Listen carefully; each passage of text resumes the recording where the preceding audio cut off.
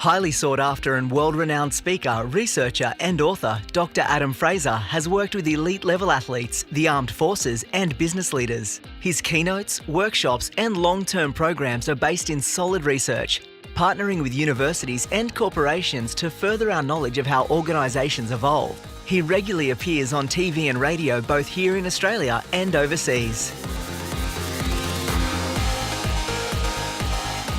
What we are doing is we're totally rethinking our models.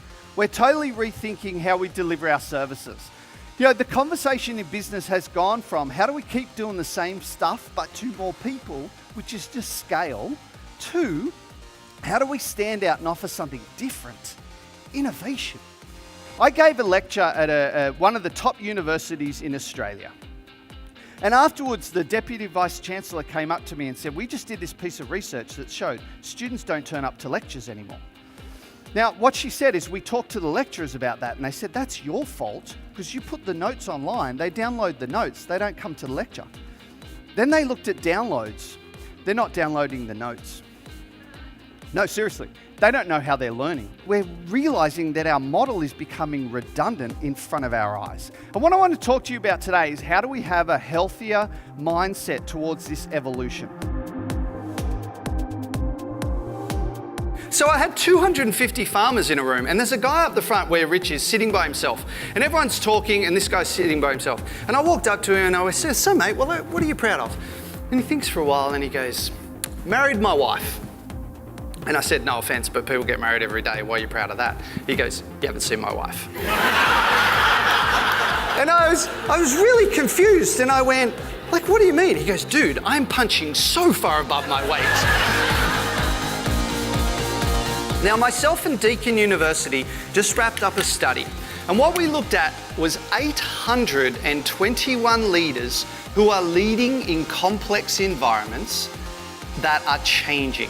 So we looked at you guys, 821. And what we looked at is, of those leaders, who is evolving and innovating and changing behaviour to suit new environments and who's being left behind. And what it came down to was one key thing, and that was their relationship with struggle. This is the competitive advantage today, the ability to be uncomfortable yet still execute. And what's happening in business is that we have this mentality that struggle is bad. Struggle means I'm failing, and what we know is that struggle means development. And the most successful, resilient, tenacious people have this mentality that if I'm struggling, I'm getting better. He said, what we've discovered is human beings are happiest when they have a challenge that is outside their reach and they must stretch themselves to meet that challenge. He said, when they've seen themselves overcome something hard and that they have had to grow and evolve to get there, that is when they feel self-esteem and something we call authentic happiness. Some music that can put us in a calm mindset, relaxed, we feel chilled out. Yeah. And then there's some music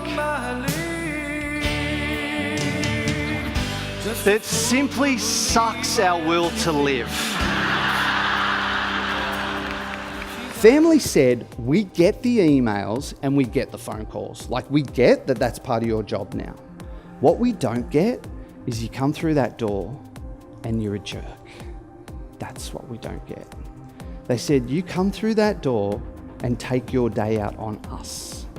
You walk through that door, see us as an inconvenience that gets in the way of your work. What family said balance would look like is come home in a good mood and engage with us. We measured their mood and behaviour in the home at the start of the study and at the end. And after 1 month, we saw a 41% improvement in behaviour in the home.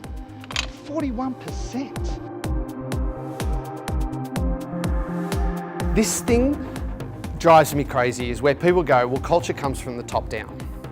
Yes, it does. It also comes from the bottom up. Everyone affects culture, and no longer, particularly in today's environment, can we outsource culture to other people. The only way an organisation changes is when each individual goes, here's what I will do to change my behaviour to align myself to that new culture. That is how it works. By the time the lion's given up the chase, what does the zebra go back to doing? eating grass. They don't get in a group and go, oh my gosh, holy crap, that was close. Yeah, we're sitting ducks out here. And then they don't get in a group and go, right, is everyone here? 1, 2, 3. Where's Dennis? Where's Dennis? None of the lions chase me. None of them. Am I different? Do I run funny? Well, so much of Adam's work is grounded in solid theory and research. His capacity to relate and engage our leaders meant everyone was able to walk away with real insight and value.